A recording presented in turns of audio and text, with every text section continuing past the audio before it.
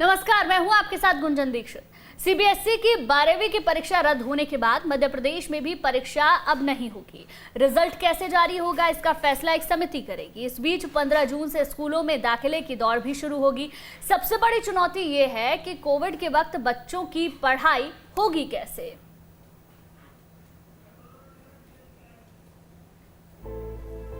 Corona में कैसी होगी क्लास, बच्चे ऐसे ही होते रहेंगे पास। 12वीं की परीक्षा रद्द कर अभी बच्चों को संक्रमण के साए से तो बचा लिया गया, लेकिन बच्चों और अभिभावकों के मन में कुछ सवाल जरूर हैं। मसलन रिजल्ट जारी करने का आधार क्या होगा, सरकार के पैमाने से छात्रों को नंबर अच्छे मिलेंगे या नहीं। कुछ इन्हीं सवालों पर मंथन करने का जिम्मा मंत्रियों के समूह को दिया गया है, ताकि हर विकल्प पर विचार हो सके। 12वीं बोर्ड के रिजल्ट किस प्रकार आगे आएंगे, ये तय करने के लिए हमने अपने मंत्रियों का एक समूह बना दिया है, जो विशेषज्ञों से चर्चा करने के बाद आंतरिक मूल्यांकन या अन्य आधारों का विचार करके रिजल्ट्स का तरीका तय करेगा। भी ना पड़े। Team news state.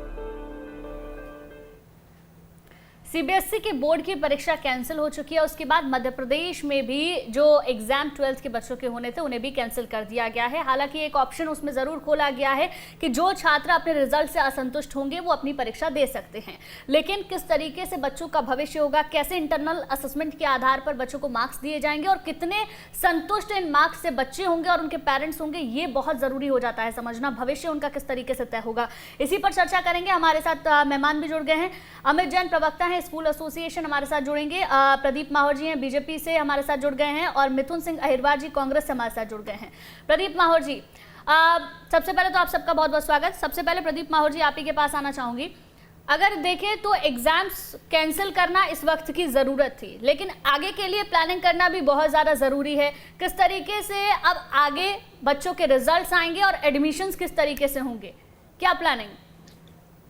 बिल्कुल, देखिए सरकार क्या है कि जनता से भी राय ले रही है, साथ में जो एक टीचर्स हैं, जो ब्यूरोक्रेट्स हैं, जो कि इस फील्ड में हैं, वो इसके ऊपर पूरा एक कोहेसिव एक प्रोग्राम बनाने के ऊपर विचार कर रहे हैं, क्योंकि बहुत सारे सब्जेक्ट्स हैं। पहला सब्जेक्ट ये है कि अगर ये समय लंबे समय तक खिंचता है, सबसे पहले तो बच्चों को हम लोग रिस्क में नहीं जाने दे सकते किसी भी हाल में।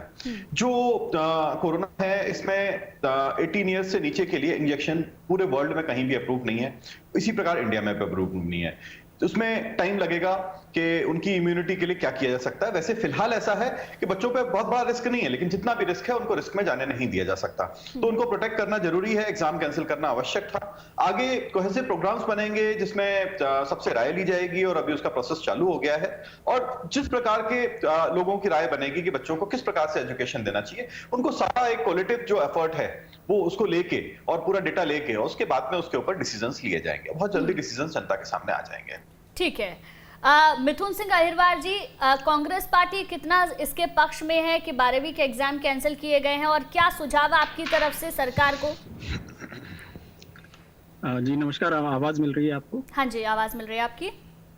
देखिए, सबसे पहली बात तो ये जो पैंडेमिक का समय है, ये बहुत ही चुनौतीपूर्ण समय है, और हमारे साथी ने जिस बात से शुरुआत की, मैं उनको जानकारी देना चाहूंगा। यूरोप में जो फाइजर का वैक्सीन है, उससे 12 से 16 साल के बच्चों के लिए और 18 साल तक के लोगों के लिए उस पर ट्रायल पूरा हो चुका है और वहाँ अनुमति मिल चुकी है। तो ऐसा नहीं है कि किसी भी देश में ऐसा वैक्सीन नहीं है। दूसरी बात यह है कि एग्जाम कैंसिल करने के बजाय, जैसा हम लोगों ने छत्तीसगढ़ में किया है, कि वहाँ एक ओपन बुक पैटर्न सिस्टम है कि जिन बच्चों के पास मोबाइल फोन नहीं भी है, क्योंकि ये 12वीं के बच्चे होते हैं, इन्हें आगे जाकर के कॉम्पिटिटिव एग्जाम्स फेस करने होते हैं। इनके 12th के जो रिजल्ट हैं उसके बेसिस पे ही इनको आगे एडमिशन मिलता है।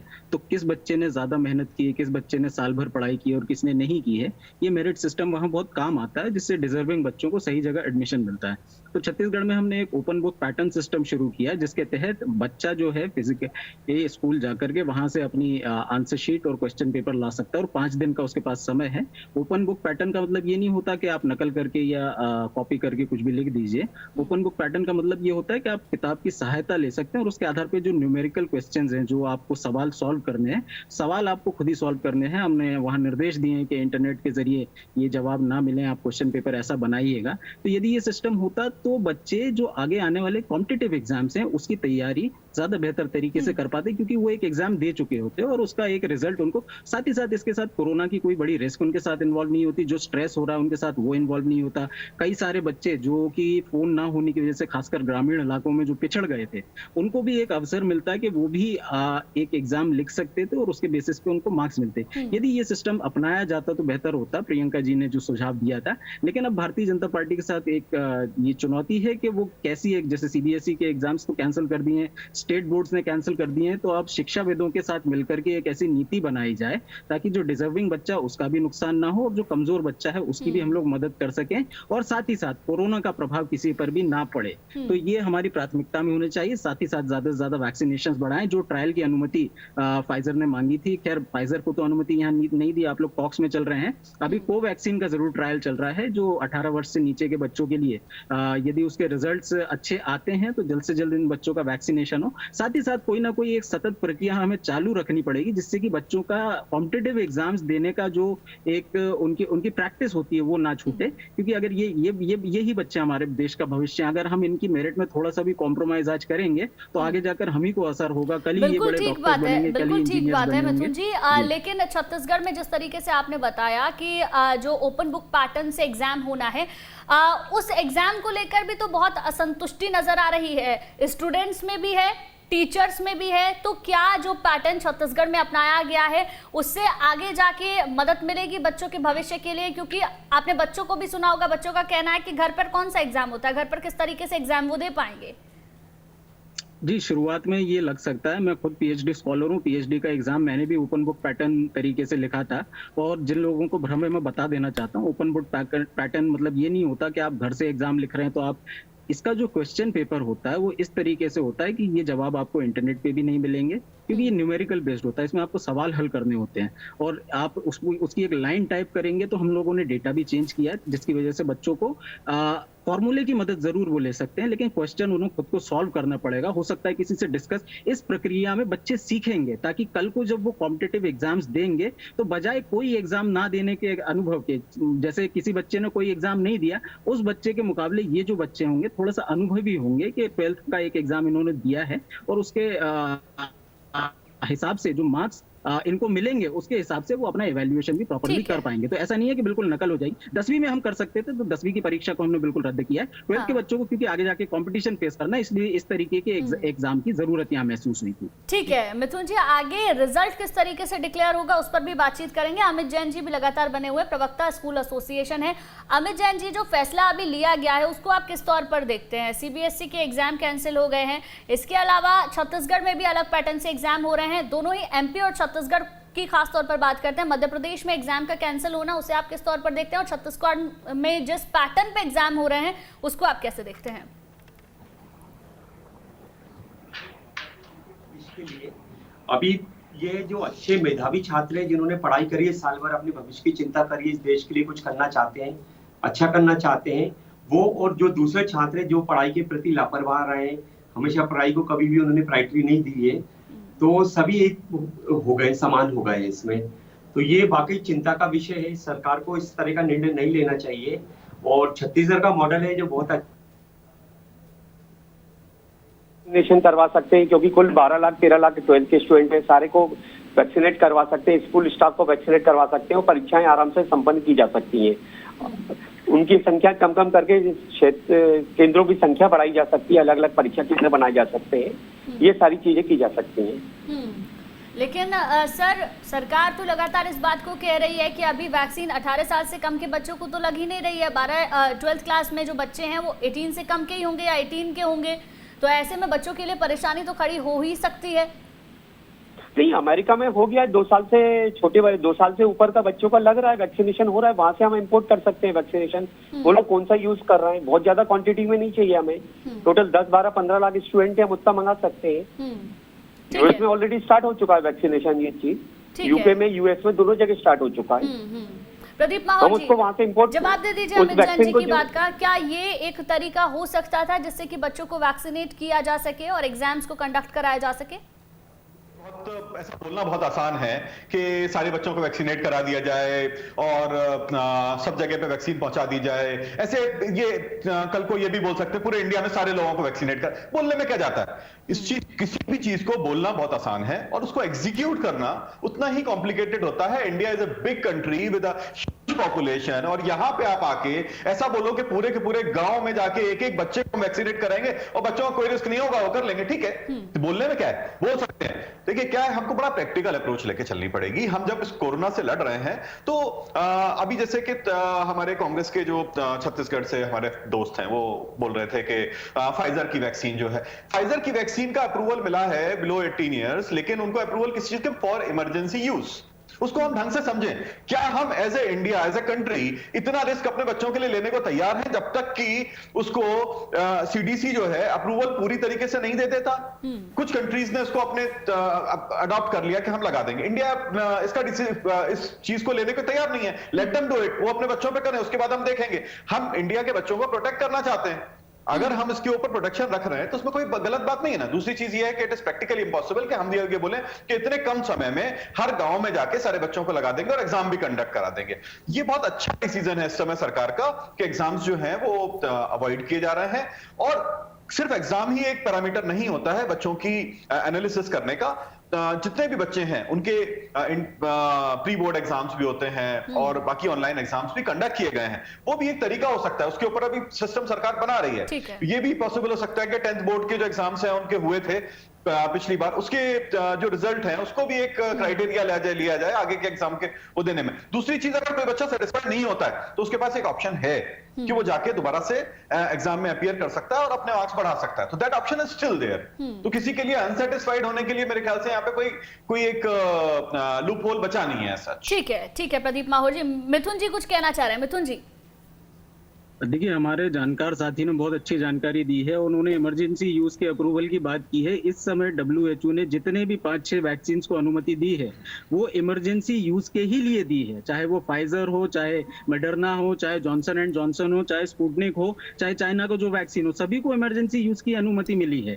दूसरी बात ये कि आप ये जो WHO की बात कर रहे हैं, जो कोवैक्सीन है उसको तो WHO ने अपनी अप्रूव्ड वैक्सीन की लिस्ट में ही नहीं डाला। तो WHO से अनअप्रूव्ड वैक्सीन आप यहाँ लगवा सकते हैं, लेकिन बच्चों के लिए जब वैक्सीनेशन की बात आती है तो आप हाथ खड़े कर देते हैं। ये तो वही देश है ना जहाँ प्रधानमंत्री जाकर के कह रहे थे कि साहब मुझे तो लोग दूर दूर तक नजर आ रहे हैं। जिस समय कुंभ चल रहा था, जिस समय IPL चल रहा था, उस समय यदि आपके प्रयास वैक्सीनेशन को लाने के और जनता में वैक्सीनेशन को बढ़ावा देने के होते तो इतनी बड़ी रिस्क में आज ये बच्चे नहीं होते।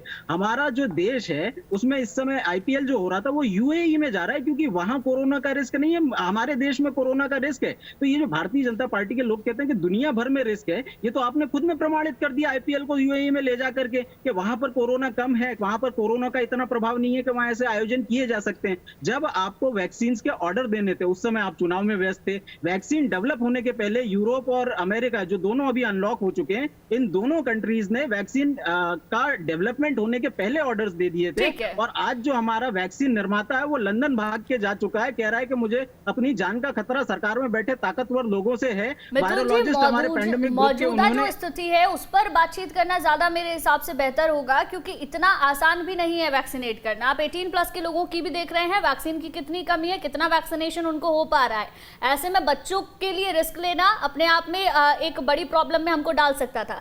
अब बात इंपॉर्टेंट ये है कि आगे अब किस तरीके से रिजल्ट आएंगे। सबसे पहले मिथुन जी आप ही के पास आते हैं, छत्तीसगढ़ में रिजल्ट कैसे आएगा, कैसे बच्चों को आगे एडमिशन मिलेगा, क्या प्लानिंग सरकार की?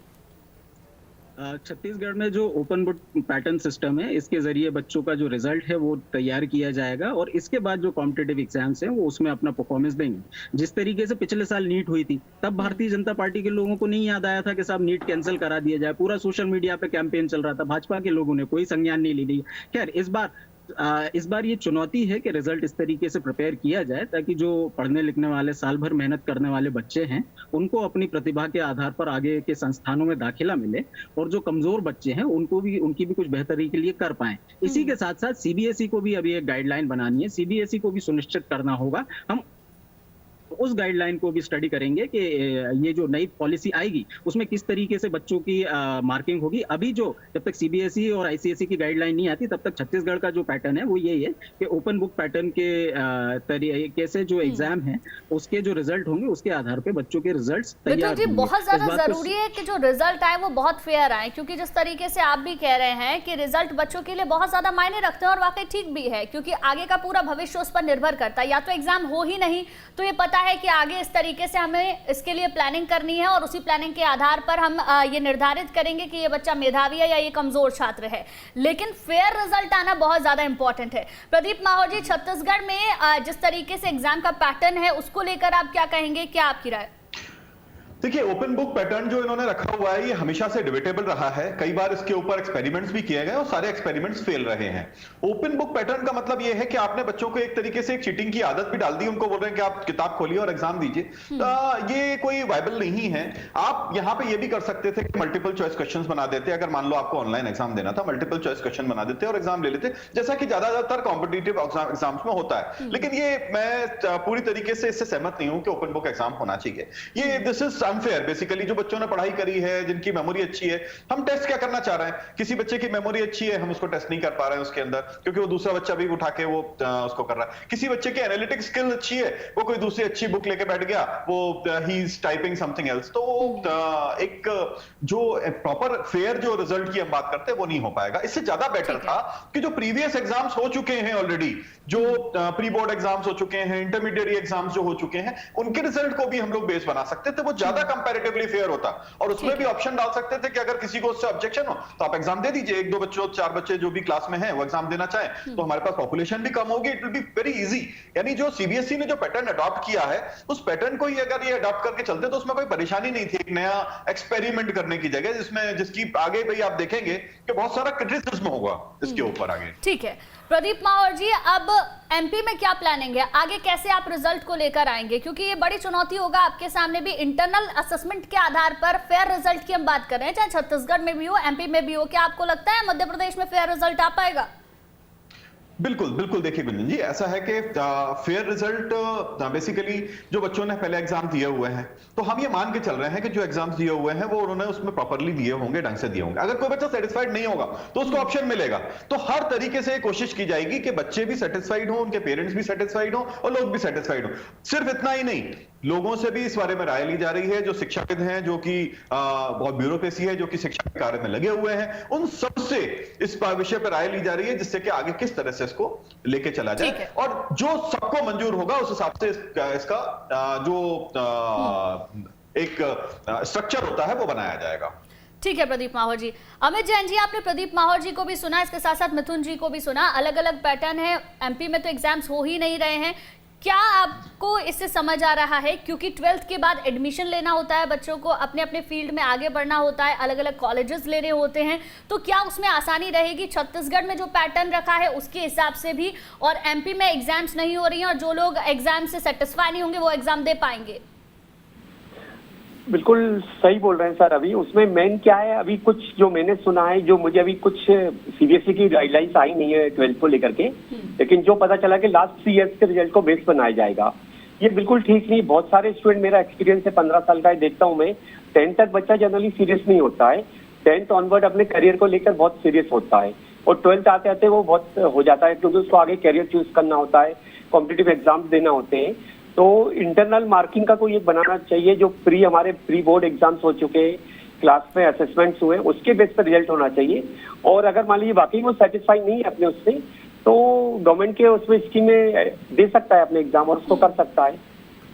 लेकिन अमित जैन जी, जो अभी तक एग्जाम हुए हैं, बच्चे क्लास में तो गए नहीं है, क्लास में कोई पढ़ाई हुई नहीं है, सारी पढ़ाई ऑनलाइन हुई है, एग्जामिनेशन भी ऑनलाइन हुई है, तो क्या ऑनलाइन पढ़ाई उस तरीके से हो पाई होगी कि 12th का रिजल्ट उसके हिसाब से डिक्लेयर किया जा सके? नहीं, पढ़ाई बिल्कुल ऑनलाइन हुई है, अकॉर्डिंग टू सिलेबस हुई है, सब कुछ उसको ध्यान में रखा गया है। कॉपीज स्टूडेंट को दी गई थी, उसमें लिख करके उन्होंने सबमिट करी है, उससे काफी कुछ उनका पता लगता है चीजें कैसे है। सारा ऑनलाइन एग्जाम्स लिए गए थे उन लोगों के, तो काफी हम लोगों के पास डाटा इकट्ठा है बच्चों का किसका कौन है, तो उसके बेस पे रिजल्ट डिक्लेयर किया है तो वो ज्यादा तार्किक और बहुत ठीक है। अच्छा आएगा। मिथुन जी जो से actual analysis इसका होगा जवाब ले उनका। लेते हैं। मिथुन जी, जिस तरीके से ऑनलाइन स्टडी हुई है पूरे साल और अभी लगता भी नहीं है कि स्कूल खुलेंगे, एडमिशन का टाइम आ जाएगा, रिजल्ट जैसे डिक्लेयर होंगे आगे एडमिशंस होंगे, ऐसे में जिस तरीके से ऑनलाइन एग्जाम हुए, ऑनलाइन पढ़ाई हुई, क्या उससे आप सेटिस्फाई हैं? क्या उस तरीके से पढ़ाई हुई होगी जिसके हिसाब से रिजल्ट डिक्लेयर किए जा सके? देखिए, ऑनलाइन जो सिस्टम है, हमारे साथ मध्य प्रदेश से बैठे हुए हैं साथी, इनकी सरकार ने 4 में। जी, आवाज आ रही है आपको? हाँ जी, आवाज आ रही है जी, क्योंकि ग्रामीण इलाकों में ऐसी सुविधा नहीं है कि बच्चों के पास स्मार्टफोन्स नहीं है, उनके पास नेटवर्क कवरेज नहीं है, इस कारण कि इनकी सरकार ने स्वीकार किया, हम भी इस बात को स्वीकार करते हैं कि ग्रामीण इलाकों के पास बच्चों के पास कई बार स्मार्टफोन्स भी नहीं होते और नेटवर्क भी बहुत पुअर होता है, इसलिए ऑनलाइन पढ़ाई में वो लोग पिछड़ गए हैं। और जो कॉम्पिटिटिव एग्जाम होंगे उसमें एक ऐसा सिस्टम सरकार को बनाना चाहिए कि जो ग्रामीण इलाकों के बच्चे हैं, या तो उनके लिए कोई ऐसी व्यवस्था की जाए जिसके जरिए उनकी फिर से बैकअप क्लासेस लगाई जाएं, या जो कोरोना, क्योंकि अभी आने वाले 6 महीने तक तो खत्म होने नहीं वाला है, ये मान करके चला जा सकता है, तो ऐसे समय में वो जो ग्रामीण बच्चे हैं वो पिछड़ ना जाएं, क्योंकि ऑनलाइन हम आप लोगों के लिए, मैं तो ऑनलाइन आपके साथ बैठा हुआ हूँ, ये सुविधा सब लोगों को नहीं होती है।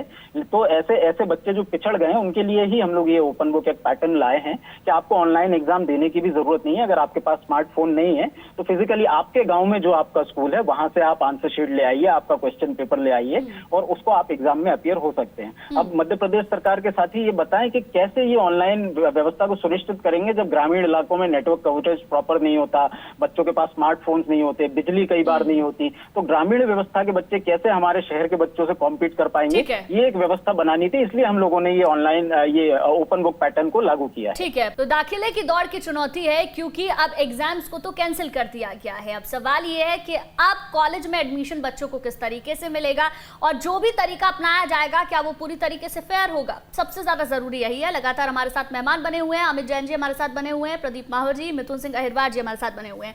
प्रदीप माहौर जी, आप ही के पास आते हैं। जिस तरीके से मिथुन जी ने कहा था कि जो पैटर्न अभी रखा गया है ऑनलाइन पैटर्न के हिसाब से अभी पढ़ाई लिखाई हुई है, ऐसे में बहुत सारे ऐसे बच्चे हैं ग्रामीण क्षेत्रों के जो कि पढ़ाई लिखाई उस तरीके से नहीं कर पाए होंगे, कहीं नेटवर्क का इशू रहा होगा या फिर कहीं पर अलग अलग समस्याएं होंगी, पढ़ाई उनकी उस तरीके से नहीं होगी, तो कैसे अब उनका रिजल्ट डिक्लेयर किया जाएगा? देखिए, अभी जो चर्चा हो रही थी, सबसे पहली बात हो रही थी ओपन बुक के ऊपर। ओपन बुक का जो छत्तीसगढ़ का पैटर्न है वो कुछ ऐसा है कि आप वहां से क्वेश्चन पेपर्स 1 से 5 तारीख तक में कलेक्ट करिए, कलेक्ट करने के बाद घर पे लेके जाइए, लिखिए उसको, लिखने के बाद में आराम से उसको सबमिट कर दीजिए और सबमिट करने के बाद में वो उसका जो कॉपीज हैं वो चेक हो जाएंगी। अब घर पे लाके लेके आने के बाद में वो एग्जाम बच्चा लिख रहा है कि उसके पेरेंट्स लिख रहे हैं या कोई और लिख रहा है, इसका कोई भी क्या सिक्योरिटी का बंदोबस्त नहीं किया गया, कोई पासवर्ड नहीं है, कुछ नहीं है, कोई भी बैठ के लिख सकता है। इतना लंबा टाइम दिया हो गया होगा कि 5 दिन के अंदर लिख के आराम से आप सबमिट कर दीजिए उसको। तो इसको फेयर होगा कि नहीं होगा, मैं तो ये मानता हूं ये कोई एक फॉर्मेलिटी है जिसमें हमने एग्जाम के नाम पे अपने आप को खुद ही मूर्ख बनाने की कोशिश करी। इससे ज्यादा अच्छा पैटर्न है क्योंकि पहले जो एग्जाम हुए हैं जो वो ऑलरेडी जो कंडक्ट हो चुके हैं प्रॉपरली कंडक्ट में, उनको बेस मान के अगर किया जाता तो ज्यादा बेटर रहता, मेरा ऐसा मानना है। ओपन बुक पैटर्न कुल मिला के ओवरऑल ऐसा है कि हम अपने आप को, एक बच्चा जो है कॉपी लेके जाता है, उसका बड़ा भाई है और वो सोचता है कि चलो हमारे छोटे भाई के मार्क्स अच्छे आएंगे तो वो बैठ के पूरी बुक लिख देता है। अब आप किसकी एनालिसिस कर रहे हो, बड़े भाई की कर रहे हो कि बच्चे की कर रहे हो? How will you justify this? कैसे आप जस्टिफाई करोगे? तो मैं इसीलिए ओपन बुक जो पैटर्न जिसकी बात ये लोग कर रहे हैं उसके पूरी तरीके से खिलाफ हूं। अब आते हैं ऑनलाइन के ऊपर कि ऑनलाइन में सुविधा उपलब्ध नहीं है। बिल्कुल मैं मानता हूं कि कुछ जगह ऐसी जरूर है जहां पे ऑनलाइन में सुविधा उपलब्ध नहीं है और ये प्रॉब्लम बच्चों ने हर जगह फेस करी है। इवन ये जो सब्जेक्ट है, ये सब्जेक्ट बड़ा वाइड सब्जेक्ट है। मैं तो ये बोलता हूं कि ऑनलाइन तो ठीक है, जो बच्चे ऑनलाइन पढ़ाई कर रहे हैं उनको भी बहुत सारी प्रॉब्लम्स आ रही है घर में बैठे हुए, लेकिन ये हमारी मजबूरी है क्योंकि कोरोना हमने कोई बुलाया तो है नहीं है। कोरोना जो है अपने आप आया हुआ है, ये प्राकृतिक महामारी है और जो भी इसके कारण रहे हों वो एक अलग सब्जेक्ट है, लेकिन ये महामारी जो है हमारे ऊपर आ गई है, थोप भी दी गई है। अब जब तो थोप दी गई है तो उसका लड़ना है हमको, लड़ने के लिए हम इसके ऑल्टरनेटिव सॉल्यूशंस निकालेंगे। अभी बहुत सारे ऐसे भी पैटर्न्स आ रहे हैं जिसमें स्कूलों ने बच्चे जो हैं उनके टीचर्स जो हैं आसपास के वो पढ़ाने लग गए हैं उनके बच्चों को, उनके पेरेंट्स भी उनको पढ़ा रहे हैं। तो बहुत सारे अलग अलग तरीके हैं बच्चों को निकाले हुए जिससे कि पढ़ाई करी जाए। हाँ, लेकिन एक बच्चों का आईक्यू लेवल नापने का कोई ना कोई तरीका प्रॉपर होना चाहिए, और वो प्रॉपर तरीका वो ऐसा होना चाहिए जो कि सबके लिए एक जैसा हो। वो हम आप ये नहीं कर सकते कि 4 बच्चे जो हैं अपने पेरेंट्स से लिखवाएंगे, 2 बच्चे अपने भाई से लिखवाएंगे, ठीक है और एक प्रदीप बच्चा पवार बेचारा खुद जी, लिखेगा। ठीक है, आप जो बात कह रहे हैं बिल्कुल ठीक बात है, लेकिन आप एक बात बताइए, 15 जून से अब एडमिशन स्टार्ट होंगे, क्या ऐसा नहीं लगता कि जो ऑनलाइन पढ़ाई चल रही है उसमें कुछ बदलाव करने की जरूरत है, हमें कुछ उसमें अपडेशन की जरूरत है जिससे कि पढ़ाई प्रॉपर तरीके से हो सके? बिल्कुल बिल्कुल गुंजन जी, देखिए इसके ऊपर सरकार जो है काफी वर्क कर रही है, और बहुत जल्दी आपको परिणाम भी इसके मिलेंगे कि ऑनलाइन पढ़ाई, क्योंकि हमको मालूम है कि ऑनलाइन पढ़ाई अभी 6 महीने तक करानी पड़ेगी। उसके बाद भी धीमे धीमे ये चेंजेस आएंगे कि बच्चे स्कूल जाना शुरू करेंगे, किस एज ग्रुप के जाना शुरू करेंगे, किस एज ग्रुप को अभी रिस्ट्रिक्ट करके रखेंगे, क्योंकि किसी भी हाल में सरकार बच्चों की लाइफ के साथ खिलवाड़ नहीं कर सकती है। एक ऐसा भी बीच में सर्वे आया था कि जो थर्ड जो वेव की बात हो रही थी वो बच्चों के ऊपर ज्यादा इफेक्ट कर सकती है। Who knows? इफेक्ट कर भी सकती है और नहीं भी कर सकती है, लेकिन हमको तैयार रहना है, क्योंकि सरकार ये हमेशा चाहेगी कि अगर कोई भी ऐसी प्रोबेबिलिटी है, छोटी सी भी प्रोबेबिलिटी है जिसमें बच्चों के ऊपर इफेक्ट हो सकता है, तो उसको हम उनको बचा के रखें और ऐसा कोई भी उनके ऊपर इफेक्ट ना बिल्कुल प्रदीप माहौर जी, बच्चों को तो बचाना है, लेकिन इस तरफ ये भी देखना होगा कि बच्चों की पढ़ाई का लॉस ना हो, और वैक्सीनेशन सबसे ज्यादा जरूरी है, उसके लिए ट्रायल भी बहुत ज्यादा जरूरी है। कब तक ट्रायल होगा, ट्रायल होने के बाद कब वैक्सीन लगनी शुरू होगी, तब जाके, क्योंकि कोरोना का तो कुछ पता नहीं है, 2 साल तो लगभग होने को आ गया जब से कोरोना चल ही रहा है, कुछ वक्त में 2 साल हो जाएंगे। ऐसे में बच्चों की पढ़ाई बहुत ज्यादा डिस्टर्ब हो रही है सर, इसको लेकर सरकार को एक ठोस कदम उठाने की जरूरत है। बिल्कुल गुंजन जी, देखिए ऐसा है कि अभी हमारे कांग्रेस के मित्र बोल रहे थे कि भारत में हर चीज बहुत लेट होती है हमारे यहाँ पे और सरकार बहुत डिले चलती है, तो उनकी मैं जानकारी के लिए थोड़ा सा मैं बता दूं कि पोलियो की वैक्सीन जो पूरे दुनिया में स्टार्ट हुई थी 1955 में शुरू हुई थी, भारत में 1978 में लेके आए थे, उस समय कांग्रेस की सरकार हुआ करती थी भाई साहब। उसके बाद में टिटनस की जो वैक्सीन है वो 1924 में विश्व में शुरू हो गई थी, आप 1978 में लेके आए थे, उस समय भी कांग्रेस की सरकार हुआ करती थी, ठीक है। इसके बाद में जापानीज एंसेफेलाइटिस करके एक वायरस था, रोटा वायरस की 1998 में वैक्सीन आ गई थी पूरी दुनिया के अंदर, और हम लोग 2015 में कितना डिले लेके आए थे। तो हमारे यहाँ जो वैक्सीनेशन रहा है इंडिया में, पैटर्न जो रहा है, गुंजन जी सुन लीजिए, जो पैटर्न रहा है हमारे यहाँ पे वो ऐसा रहा है कि हम हमेशा पूरी दुनिया से 10 साल पीछे चले हैं। पहली बार ऐसा हुआ है कि हम पूरी दुनिया से मात्र 1 महीने का डिफरेंस वेरिएशन हम मान सकते हैं कि वर्ल्ड में कहीं भी जहां वैक्सीनेशन शुरू हुआ, इंडिया में 1 महीने के अंतर पे वो शुरू हो गया। इसके लिए हमको बधाई देनी चाहिए सरकार को जिस तरह से काम किया हुआ है। उसके बाद में भी अब बोलने में क्या जाता है, बिल्कुल प्रदीप जी, मिथुन जी, आरोप प्रत्यारोप का ये बिल्कुल भी वक्त नहीं है। वक्त इस वक्त है कि एक साथ पक्ष और विपक्ष मिलकर आगे बढ़े। बिल्कुल सर, अब पहले क्या काम हुआ क्या नहीं हुआ वो सब अपनी जगह है, लेकिन आगे किस तरीके से हमको प्रॉपर मैनेज करना है ये बहुत ज्यादा जरूरी है। मिथुन जी, अब एडमिशन स्टार्ट होंगे, एडमिशन किस तरीके से अब होंगे, कैसे बच्चों को लिया जाएगा, कैसे उनका दाखिला होगा, उसको लेकर सरकार की क्या प्लानिंग, छत्तीसगढ़ सरकार क्या सोच रही है? देखिए, मैं आपके प्रश्न का जवाब दूंगा, लेकिन 20 सेकंड यदि आप मुझे दे दें तो उनके राजनीतिक प्रश्न का भी जवाब दे दूं। हम लोग तो लेट चलते थे साहब, उस समय जब दुनिया में वैक्सीन्स कम बनती थी, भारत को तक आने में समय लग गया। इस समय जब वैक्सीन्स बन रही हैं, जब रूस की स्पुतनिक लाइट वैक्सीन आ गई है, उस समय आप स्पुतनिक वैक्सीन ला रहे हैं, स्पुतनिक 5 ला रहे हैं, जब नई टेक्नोलॉजी आ गई है। तो ये लेट लतीफी की बात तो आप पर ज्यादा सूट होती है कि जब वैक्सीन देने को तैयार हैं तो आप नई वैक्सीन ना लेकर के पुरानी ले रहे हैं। फाइजर को आपने, ठीक है सर, ठीक है, राजनीतिक चर्चा मत कीजिए, आगे बच्चों का भविष्य क्या होगा उस पर बातचीत करते हैं। मैं विषय पर आता हूँ। हाँ, बिल्कुल, कांग्रेस पार्टी ऐसे विषयों पर राजनीति नहीं करना चाहती, इसलिए मैं विषय पर आते हुए कहना चाहूंगा कि जो रिजल्ट तैयार करना, अभी जो ओपन बुक पैटर्न सिस्टम की मजम्मत की जा रही थी, उसको बुराई के तौर पे देखा जा रहा था। मैं उनको बताना चाहूंगा कि कोई भी एग्जाम का पैटर्न जिसमें आप यदि कह रहे हैं कि इसमें चीटिंग होने की संभावना, तो ऑनलाइन एग्जाम में नहीं होती थी क्या साहब? ऑनलाइन एग्जाम सबने अपने मेरिट पे ही दिया है। तो एक एग्जाम केवल आपकी प्रतिभा का आकलन नहीं होता, ये आपको प्रैक्टिस में भी डालता है।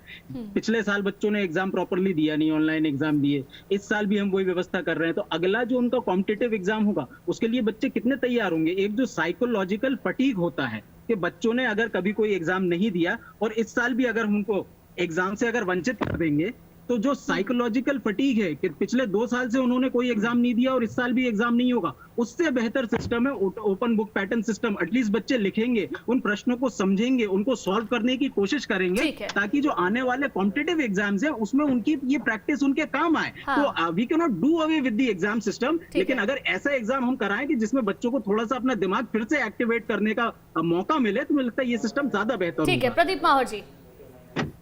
देखिए, जो ये बात कर रहे हैं कि एक पहली बात इन्होंने बोली कि एक एग्जाम का जो सिस्टम है वो उससे क्या है एनालिसिस नहीं हो पाती। मैं भी इसको इस बात से एग्री करता हूं काफी हद तक, क्योंकि आईबी जो बोर्ड है वो एक एग्जाम के ऊपर एनालिसिस नहीं निकालता। वो क्या करता है, इंटरनल जो एग्जामिनेशन होते हैं सारे उनको ही बेस मान के और उसके ऊपर ही रिजल्ट निकालता है। अब इस एक एग्जाम के पैटर्न के ऊपर ये जस्टिफाई नहीं कर सकते कि ओपन बुक अच्छा होगा।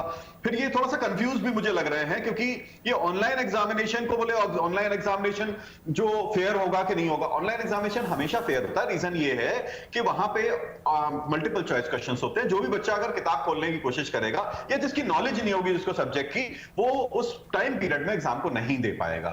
ठीक है, तो ये थोड़ा सा अभी रिसर्च करेंगे इन सब्जेक्ट्स पे तो इनको समझ में आएगा। ओपन बुक एग्जाम जो छत्तीसगढ़ में हो रहा है, मैं उसकी बात कर रहा हूं। छत्तीसगढ़ में जहां पे घर पे किताब ले जाकर, घर पे क्वेश्चन बैंक ले जाके और उसका आंसर लिख के और कोई भी लिख सकता है उसको लाके सबमिट कर दे, मैं उसके पूरी तरीके से खिलाफ हूं। देखिए, और वो जब आगे आप समझेंगे ना तो हर कोई इसकी खिलाफत करेगा कि एग्जाम किसी भी हाल में फेयर नहीं हो सकता। मैं बोल रहा हूं ठीक है ना, बच्चों ने पहले एग्जाम दिया हुआ है, जैसे आईबी पैटर्न करता है। आईबी में क्या है, जितने भी इंटरनल एग्जाम होते हैं उसको कोलेट करके उसके मार्क्स को और एक रिजल्ट निकाल दिया जाता है। तो वही हम लोग आज कर रहे हैं। बुराई क्या है इसके अंदर, उसी को फॉलो कर लेती है अगर छत्तीसगढ़ सरकार, तो क्या समस्या आ जाती है। उन्होंने एक नया ही अपना सिस्टम निकाल दिया, घर जाओ अपनी किताब लिखो और दे दो। इससे हम कैसे एनालिसिस कर पाएंगे? How can it be fair? मैं बार बार क्वेश्चन कर रहा हूं इनसे, और ये घुमा फिरा के वो घूम के आ रहे हैं। और ये आईबी का पैटर्न बिल्कुल मैच नहीं करता इनके पैटर्न से। इनको समझना चाहिए भैया। ठीक है प्रदीप माहौर जी, अब आप मुझे ये बताइए कि आगे कैसे एडमिशन होंगे। इंटरनल असेसमेंट जो आपने आधार बनाया है, क्या उसके हिसाब से अब जो मेरिट लिस्ट होगी वो निकाली जाएगी, या फिर उसके हिसाब से बच्चों को कॉलेज में एडमिशन मिलेंगे, या कॉलेज में जाने से पहले एक एग्जाम कराया जाएगा जिसके हिसाब से जो मार्क्स होंगे उसके हिसाब से फिर उनको आगे बढ़ाया जाएगा? देखिए, पहली चीज तो ये डिपेंड करेगा इंडिविजुअल कॉलेज के ऊपर। हर कॉलेज का अपना यूनिवर्सिटी सिस्टम है, हर यूनिवर्सिटी का अपना एक अलग सिस्टम रहता है, और एक हमारा गवर्नमेंट का यूनिवर्सिटी ग्रांट कमीशन यूजीसी जो सिस्टम बनाता है वो सिस्टम आता है। वो उनके ऊपर डिपेंड करेगा। कुछ यूनिवर्सिटीज अपने हिसाब से भी अपने जो वाइस चांसलर्स हैं वो डिसीजंस ले सकते हैं। ठीक है, अब क्योंकि बच्चे 12th के हैं तो अब finally they have to go to university. अब हम बात करें अगर जैसे हमारे इंजीनियरिंग के हैं तो ऑलरेडी प्री इंजीनियरिंग एग्जाम होता है ना। इधर मेडिकल के लिए अलग एग्जामिनेशन होता है। तो हमारे यहाँ इंटरनल एग्जामिनेशन का पैटर्न हर जगह पे बना हुआ है। हर यूनिवर्सिटी, हर संस्था अपना अपना अलग अलग तरीके से उसको करती है। कई जगह, लेकिन प्रदीप माहौर जी, बहुत सारी जगह पर मेरिट के हिसाब से भी बच्चों को लिया जाता है। आगे आप देखेंगे कितने सारे गवर्नमेंट एग्जाम होते हैं जिसमें कि मेरिट भी। ठीक है सर, मैं लौटूंगी आपके पास। अमित जैन जी, इसको लेकर उनका क्या सुझाव है, इसको भी जान लेते हैं। स्कूल एसोसिएशन इसको लेकर क्या सोचता है? अमित जैन जी, आगे जिस तरीके से अब एग्जाम तो कैंसिल हो गए हैं और बच्चों के जो मार्क्स आएंगे वो कितने फेयर होंगे कितने नहीं, ये तो आने वाला वक्त बताएगा और बच्चे खुद इस बात को बता पाएंगे। आपको क्या लगता है किस तरीके से एडमिशंस आगे होने चाहिए? देखिए, स्कूल एडमिशन तो एज इट इज प्रोसेस से चलते रहेंगे। अब रही बात कॉलेज एडमिशन की, तो मैं आप बहुत छोटा सा मध्य प्रदेश में एक नर्सिंग पाठ्यक्रम चलते हैं, जैसे एमएससी नर्सिंग, बीएससी नर्सिंग। इसका कहीं कोई कॉम्पिटिटिव एग्जाम नहीं होता। ये 12 बेस्ड मार्क्स पे ही होते थे और एक कॉलेज या यूनिवर्सिटी अपना इंटरनल एग्जाम लेती थी। अब जब ये 12 का एग्जाम ही नहीं हो रहा है या कुछ बेस ही नहीं बन रहा है, तो ये बहुत बड़ा प्रॉब्लम आएगा कि इसको आगे कैसे करना है। तो इसके लिए गवर्नमेंट को कुछ ऐसा सिस्टम बनाना चाहिए जिससे सारे 12 का कोई अच्छा एनालिसिस हो पाए, सारे स्कूल मिले, कॉलेज मिले, कुछ हम लोगों से सजेशन ले। हम लोगों की टीम भी काम कर रही है, जो एकेडमिक है वो लोग काम कर रहे हैं कि गवर्नमेंट को सजेशन भेज रहे हैं, सीबीएसई को भेज रहे हैं कि इसको इस तरह से एनालिसिस किया जाए। ये बिल्कुल गलत है कि आप 3 साल के मार्क्स को बेस बना करके और इस साल के मार्क्स दे दें। इससे बिल्कुल वैल्यूएशन नहीं हो पाएगा, बहुत इवैल्यूएशन गलत हो पाएगा। ऑनलाइन क्लासेस को लेकर अमित जैन जी, क्या आपको लगता है एडमिशंस हो गए, एडमिशंस होने के बाद ऑफलाइन क्लासेस तो अभी भी नहीं हो पाएंगी, फिर से ऑनलाइन पढ़ाई होगी? नहीं, अभी मैंने कुछ दिन पहले सुना था कि दूरदर्शन के माध्यम से या कुछ नए चैनल स्टार्ट करके एजुकेशन देने की कोशिश की जा रही है। तो जहां हमारे पास प्रॉपर वाईफाई नहीं है, टोटल मोबाइल नहीं है, स्मार्टफोन्स नहीं है, क्योंकि टीवी आज की डेट में हर घर में है। अगर छोटे छोटे गांव है तो वहाँ ग्राम पंचायत में लगे हुए हैं, तो उसके माध्यम से कुछ पढ़ाई हो सकती है। प्राइवेट स्कूल तो अपने कर लेंगे, लेकिन गवर्नमेंट के बच्चों को जो है इस तरह से एजुकेशन दी जा सकती है ऑनलाइन। एक इससे बेटर अभी प्रेजेंट सीनियरों में और कोई ऑप्शन हो नहीं सकता है। ठीक है, कोई एजुकेशन चैनल वाले और उसके द्वारा दी जाए, स्टूडेंट को पढ़ाई किया जाए, ठीक है, ये हो सकता है। ठीक है। कांग्रेस से भी जान लेते हैं उनकी ओर से क्या सुझाव है, कैसे आगे बच्चों को एडमिशंस दिए जाने चाहिए। मिथुन जी, सबसे पहले तो हमारे भाजपा के साथी ने जो बात कही, कितना बड़ा मजाक उन्होंने लाइव चैनल पे किया कि ऑनलाइन जो एग्जाम्स होते हैं उसमें बड़ा फेयर सिस्टम होता है। हमारे साथी को जानकारी हासिल करने की आवश्यकता है कि इसमें केवल ऑब्जेक्टिव नहीं, डिस्क्रिप्टिव भी क्वेश्चंस होते हैं जिनको कि बच्चों को अपनी हैंड राइटिंग में लिखना होता है और उसको स्कैन करके भेजना होता है टीचर के पास चेक करने के लिए। उसके बेसिस पे मार्क्स मिलते हैं। इनको जानकारी है नहीं कि ऐसे एग्जाम होते हैं और ये यहाँ बैठ के एवेल्युएट कर रहे हैं। दूसरी बात, अगर ऑनलाइन सिस्टम आपको इतना फेयर लगता है तो आपने ऑनलाइन फिर क्यों नहीं एग्जाम ले लिए, आपने कैंसिल क्यों कर दिए। तीसरी बात, हमारा ये कहना है कि ये मैं मानता हूँ कि कोई भी ओपन बुक पैटर्न का सिस्टम हुआ जैसे छत्तीसगढ़ में हुआ तो उसमें एक संभावना होती है, लेकिन ये पेरेंट्स भी इस बात का ध्यान रखेंगे कि क्योंकि ये 12वीं के बच्चे होते हैं, इन्हें आगे जाकर के कंपटीशन फेस करना है, तो इनके लिए एग्जाम जो भी जरूरी है। पैटर्न सरकार ने सोचा है उसी के हिसाब से एग्जाम होंगे। छत्तीसगढ़ सरकार ने जो सोचा है छत्तीसगढ़ में वैसे एग्जाम्स होंगे और एमपी में जिन बच्चों को प्रॉब्लम होगी वो एग्जाम दे सकेंगे। आगे क्या सर, आगे का प्लानिंग बताइए आप मुझे। आगे का प्लानिंग यही है कि बच्चों को हमें कॉम्पिटिटिव एग्जाम्स के लिए तैयार करना और एक ऐसी एक कॉम्प्रिहेंसिव कंटिन्यूअस इवैल्यूएशन की जो सीबीएसई की पॉलिसी होती है, इसके अलावा हमें एक इवैल्यूएशन पॉलिसी बनानी है जिसके तहत जो ग्रामीण बच्चे जिनके पास ऑनलाइन पढ़ाई की कोई सुविधा नहीं थी उनके साथ हम लोग न्याय कर सके। क्योंकि यदि वो पिछड़ गए हैं तो इसमें सरकार की सीधे सीधे मतलब गलती है। सरकार को ऐसी सुविधाएं उनके लिए क्रिएट करनी थी। सरकार अपने चुनाव में लगी रही। सरकार यदि बच्चों की चिंता कर लेती तो उन बच्चों के साथ थोड़ा सा न्याय कर पाती, ये नहीं कर पाए हैं। इसलिए उन बच्चों के लिए हमें सोचना होगा, सारे शिक्षा बोर्ड मिलकर के और जो शिक्षाविद मिलकर के एक नई पॉलिसी बनाए। न्यू एजुकेशन पॉलिसी में तो इसका कोई जिक्र नहीं है, वहां तो हर जगह ऑनलाइन लिखा हुआ, पूरे 67 पेजेस में हर जगह ऑनलाइन लिखा हुआ है। लेकिन आज ये सिस्टम समझ में आ गया है कि online is not the solution, offline भी ओपन बुक पैटर्न या कोई ऐसा एक पैटर्न जिससे सब बच्चों के साथ उनकी मेरिट के साथ खासकर उनके भविष्य के आधार पे अपने भविष्य के साथ हम लोग न्याय कर पाए। ये जब डॉक्टर्स इंजीनियर्स बनकर के निकले तो मेरिट सिस्टम के आधार पर बने और इनके किसी के साथ अन्याय ना हो, इस व्यवस्था को हम सबको सुनिश्चित मिलकर के करना होगा। इस मामले में राजनीति करना मुझे लगता है ये सबसे खराब समय राजनीति करने का है। प्रदीप माहौर जी, जवाब दे दीजिए। देखिए, अब ये ऑनलाइन एग्जाम की तरीके समझाने लग गए यहाँ पे, लेकिन ये कैसे जस्टिफाई करता है कि इनका जो ओपन बुक सिस्टम है वो बेटर है। मैं ऑनलाइन सब एग्जाम की वकालत नहीं कर रहा था यहाँ पे, मैं सिर्फ इतना बोल रहा था कि ओपन बुक सिस्टम जो है ये फेयर नहीं रहेगा बच्चों के लिए। And this is very true. एक जो सरकार जो सीबीएसई के लिए सिस्टम बना रही है उसको क्यों नहीं अडॉप्ट कर सकते थे, उसमें क्या परेशानी है। अब ये डिबेट क्या इधर उधर लेके जाते हैं कि ऑनलाइन एग्जाम में ऐसा है, ये बता रहे हैं। इस चीजों को छोड़ के हम ये सोचें कि अगर हम बच्चों को अगर एग्जाम नहीं दिला पा रहे हैं कोरोना की वजह से, तो हम कोई ऐसा सिस्टम निकालें जिससे कि जो भी बच्चे वहां पे उनका जो मार्कशीट आती है वो उनकी फेयर एनालिसिस होती है, उनके जो एजुकेशन में उन्होंने जो पढ़ाई करी है, जो उनका आईक्यू लेवल है और जो उनका एजुकेशन के प्रति रुझान रहा है, जो उन्होंने मेहनत करी है, तो ये सारी चीजें। तो उसके लिए हम लोगों को ऐसा समझ में आया, बाकी सब लोगों को ऐसा समझ में आया, हर तरफ से यही सुझाव आया कि बच्चे जो बीच बीच में एग्जाम देते रहते हैं उनको किया जाए। आईबी ऑलरेडी कर रहा है, मैंने आपको एग्जाम्पल दिया था।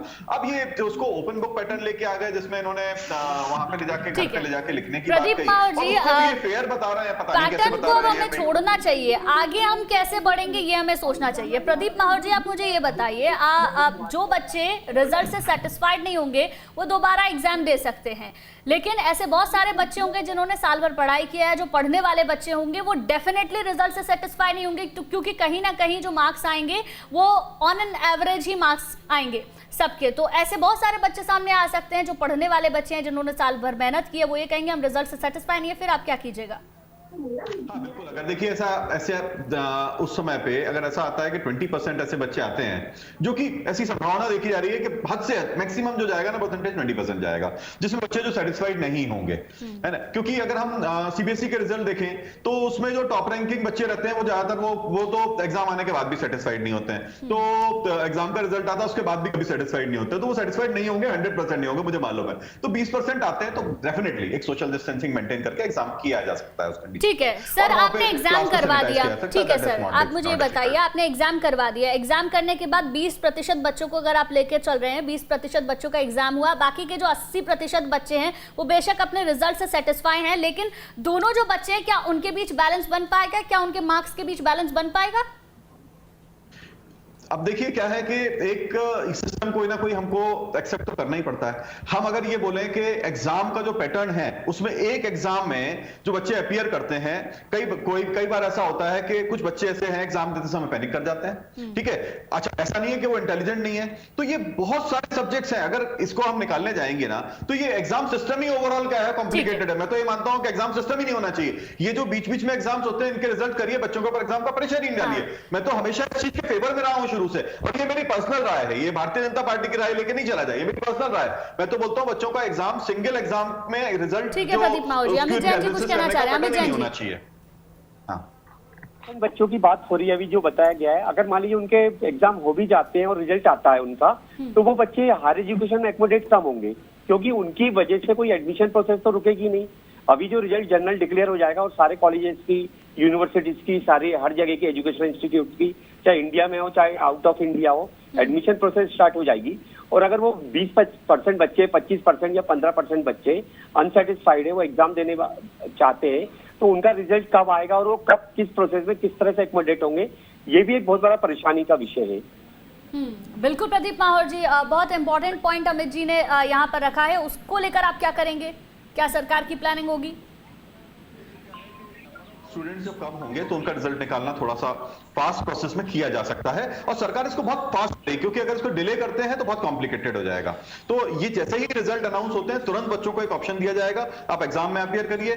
20% बच्चे हैं या फिर 15% बच्चे हैं, उनकी कॉपी फटाफट चेक करा के और तुरंत रिजल्ट डिक्लेयर करें। इसको बहुत जल्दी से जल्दी करना होगा सरकार को, और सरकार जल्दी से जल्दी करेगी इसको, ऐसा मेरा पूरा विश्वास है, और मैं आप सबको विश्वास दिलाता हूं इसके लिए। ठीक है अमित जैन जी, सरकार की ओर से विश्वास दिलाया जा रहा है कि जल्दी से जल्दी एग्जाम्स होंगे, और अगर ऐसे बच्चे सामने आते हैं तो एग्जाम्स भी होंगे और उनकी चेकिंग भी होगी और उसके हिसाब से उनके मार्क्स आएंगे। लेकिन जब आगे एडमिशन होंगे तो एडमिशन का प्रोसेस तो वही रहने वाला है जो बाकी के 80% बच्चों के लिए रहेगा। जी हाँ, वही मेरा चिंता का विषय ये है कि रिजल्ट एक आ जाएगा, वो सारे एडमिशन प्रोसेस में स्टार्ट हो जाएंगे, ये 20% लेट आएंगे। आप कितनी भी जल्दी करिए, ऑल ओवर इंडिया लेवल पे एग्जाम लेना इजी टास्क नहीं है, चाहे वो 20% का लिया जाए चाहे 80% का लिया जाए। लिटिल बिट काम थोड़ा कम ज्यादा हो सकता है, सेंटर बनना वो सब होना, सारी प्रोसेस वो होगी। तो ये सारा 2-3 महीने से कम का टास्क नहीं है इसको करने का। तो हायर एजुकेशन में एडमिशन में प्रॉब्लम्स बहुत सारी आने वाली है, इन सबको ध्यान में रखते हुए। और मैं फिर भी आखिरी में ये कहूंगा कि वैक्सीन बेस्ट वे है, उससे बहुत बड़ा एक सुरक्षा कवच है। सभी लोग बोल रहे हैं, हमारे वैज्ञानिक बोल रहे हैं, स्पेशलिस्ट बोल रहे हैं, कैसे भी करके अगर बच्चों को वैक्सीनेट करवा दिया जाए, क्योंकि गांव में भी अगर बात हो रही थी अभी के रूरल एरिया में वैक्सीन कैसे जाएगी, तो हर जगह पे स्कूल है, स्कूल का बिल्डिंग है, वहाँ पे ग्राम पंचायत है, ग्राम पंचायत में आजकल फ्रिज होता है जो उनका प्रोटोकॉल है, उसमें तो कोल्ड चेन मेंटेन की जा सकती है और वैक्सीन बहुत जल्दी हो सकता है। गवर्नमेंट अगर चाहे तो 7 दिन के अंदर इस चीज को टॉप मोस्ट प्रायोरिटी पे रख के वैक्सीन करवा सकते हैं हम। तो वैक्सीनेशन के बाद बहुत कुछ ठीक हो जाएगा। वैक्सीनेशन बहुत ज्यादा जरूरी है। ठीक है प्रदीप माहौर जी, फिर से मैं आपके पास आऊंगी, उसके बाद मिथुन जी आपके पास आऊंगी। प्रदीप माहौर जी, वैक्सीनेशन इस वक्त बहुत ज्यादा जरूरत है। पिछली साल भी हमने देखा बच्चों को प्रमोट किया गया, इस साल तो एग्जाम ही कैंसिल हो गए, कोरोना अभी चलता जा रहा है, तीसरी लहर आ गई, तो आप ये मान के चलिए कि हो सकता है कि अगली साल भी एग्जाम्स हमें ऐसे ही लेने पड़े या पोस्टपोन करने पड़े। इसलिए बहुत ज्यादा जरूरी ये है कि बच्चे वैक्सीनेट हो जाए, उसको लेकर सरकार की तैयारी बहुत पुख्ता होनी चाहिए। बिल्कुल, सरकार की तैयारी इसके ऊपर पुख्ता है, और मैं आपको पूरा विश्वास दिलाना चाहता हूं कि तीसरी लहर जो है नहीं आने दी जाएगी, उसको पूरी तरीके से रोका जाएगा। वैक्सीनेशन का प्रोसेस काफी तेज चल रहा है, अभी करीब हमारी 20% जो जनसंख्या है उसकी वैक्सीनेशन की तरफ हम लोग बढ़ रहे हैं। और इसको हम लोग अगर जो मेडिकल टर्मिनोलॉजी में बात करें तो अगर हम इसको 40% तक लेके जाते हैं, यानी 40% जनसंख्या हमारी अगर वैक्सीनेट हो जाती है, कुछ हर्ड इम्यूनिटी भी है, तो ये सब मिला के एक इम्यूनिटी वॉल क्रिएट होती है। यानी जो कोरोना का जो स्प्रेड करने का तरीका होता है, एक व्यक्ति 3 से 4 लोगों को जो स्प्रेड करता है, इसमें से अगर 2 लोग जो हैं वो पूरी तरीके से इम्यूनिटी उनके अंदर आ चुकी है और एक के अंदर नहीं आई है, तो भी अगर हम देखें तो जो कैरियर्स हैं उनको अगर हम मिला के चले तो कोई भी ये जो कोरोना है एक महामारी के तौर पे उभर के नहीं आएगा। और इसको जो 40% का जो टारगेट है ये 6 महीने से पहले में पूरा हो जाएगा, जिस प्रकार से वैक्सीनेशन चल रहा है, जिस प्रकार से फास्ट वैक्सीनेशन चल रहा है। देखिए, हम अगर ये बोलें कि 120 करोड़ को वैक्सीनेशन करना है और सभी को हम वैक्सीन लगा देंगे 4 दिन में, इट इज नॉट पॉसिबल। दुनिया में कहीं भी संभव नहीं है। मुझे ये बताइए, सरकार का टारगेट ये है कि दिसंबर से हर कोई वैक्सीनेट होगा, है ना? 18 साल से ऊपर के जितने भी लोग हैं सब वैक्सीनेट हो जाएंगे। अभी की स्थिति के हिसाब से तो वो मुमकिन नहीं लगता। दूसरी तरफ बच्चों को वैक्सीनेट करना आपकी सबसे बड़ी जिम्मेदारी है, क्योंकि पढ़ाई इस तरीके से प्रभावित रहती है। देखिए, पहली चीज तो ये है कि 12th में जितने भी बच्चे हैं सारे 18 इयर्स क्रॉस कर चुके हैं, ऐसा हम नहीं मान सकते, है ना, कि उनको वैक्सीनेट किया जाएगा। ठीक है, अब उसमें कई सारे बच्चे ऐसे होते हैं 17 इयर्स में कंप्लीट कर लेते हैं, तो वो भी एक पॉइंट आएगा। जितने 17 इयर्स क्रॉस कर चुके हैं उनको वैक्सीनेशन लग रहा है और लग भी चुका होगा उनको। तीसरी चीज ये है कि वैक्सीन, पहली एक वैक्सीन लगने के बाद में वो 100% इम्यून हो जाते हैं, ऐसा नहीं है। जब तक 2 डोजेस नहीं लग सकते उसमें गैप भी है, बहुत सारे इसके अंदर पैरामीटर्स है, उसके बाद जाके उनके अंदर इम्यूनिटी डेवलप होती है। तो हमको ये सारे टाइम पीरियड्स देने पड़ेंगे, और इस समय में जो ये सही था, क्या प्रैक्टिकली ये पॉसिबल नहीं था कि 2 वैक्सीन की उनको डोज भी लग जाए, उतना वेट भी कर लें और उनको फिर एग्जाम भी करा दें। तो उस हिसाब से जो भी डिसीजन बेस्ट हो सकता था सरकार ने वो डिसीजन इस समय पे लिया। सरकार के पास सर 1 साल का वक्त है, इस साल तो जो होना था वो हो चुका है और आगे भी सरकार कुछ ना कुछ प्लान जरूर तैयार करेगी, लेकिन अगले साल ऐसी स्थिति ना हो, इसके लिए सरकार को ठोस कदम उठाना होगा। ऐसी स्थिति नहीं होना पाएगी और इसके ठोस कदम ऑलरेडी उठाए गए हैं। वैक्सीनेशन की जो स्पीड इंडिया में है 40% 50% वैक्सीनेशन पे हम पहुंच जाते हैं। देखिए, सरकार, सभी लोग बोल रहे हैं 100% वैक्सीनेशन होना चाहिए, मैं ही मानता हूं 100% वैक्सीनेशन, ये मेरी पर्सनल खुद की राय है। 100% वैक्सीनेशन इंडिया के अंदर सारे नोक एंड कॉर्नर्स में अगर हम लेके जाएंगे तो इट विल टेक टाइम, लेकिन हमको सबसे पहला टारगेट ये करना चाहिए कि 40% हमारा वैक्सीनेशन हो जाए। जैसे ही वैक्सीनेशन होता है हमारा कोरोना जो है ना, कोई महामारी नहीं बचेगा, ये सर्दी जुकाम नॉर्मल वाला बन के रह जाएगा, क्योंकि हर्ड इम्यूनिटी भी हमारे यहाँ 30 से 40% आ चुकी है। 10-20% लोग बचेंगे, जो कि थोड़ा बहुत हमारे हॉस्पिटल्स, हमारे डॉक्टर्स इतने अच्छे हैं कि उनको ठीक करने के लिए वो काम करेंगे।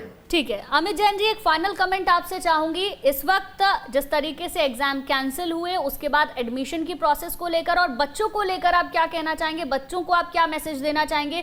क्योंकि बहुत सारे बच्चे एग्जाम कैंसिल होने को लेकर डिसहार्टन भी हुए हैं, बहुत परेशान भी हुए हैं, और बहुत सारे ऐसे बच्चे हैं जिनके लिए खुशी की भी बात होगी।